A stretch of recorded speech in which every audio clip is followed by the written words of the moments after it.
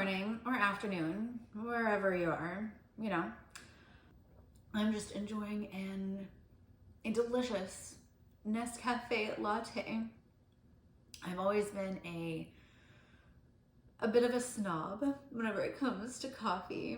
I like my beans roasted French, and I like them to be freshly ground, and I would use a French press. Not that now I'm just realizing how much French there really is in my coffee, but I've always been a bit of a snob when it comes to my coffee. Maybe when it comes to other things too, but also when it comes to my coffee. And lately, though, it started out as an effort to save time, but now it's just become habit. I am drinking Nescafe instant coffee.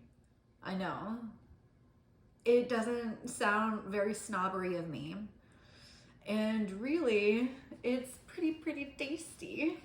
I am using oat milk though, so maybe that helps me to be the snob I think I am. But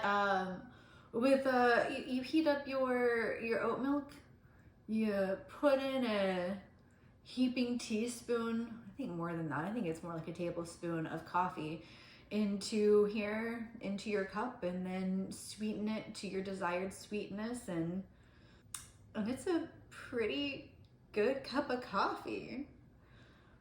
I'm happy with it. It's definitely fulfilling my caffeine needs and my coffee needs. You know how you can drink as many Red Bulls as you want, but there's something about sitting down with a cup of coffee.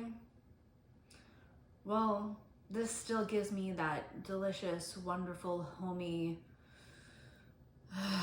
good feeling of sitting down with a cup of coffee or standing up and talking to you fine folks. What are your foodie faux pas? What are the things you do that you're a little embarrassed that you do, but are a habit, and a habit you enjoy?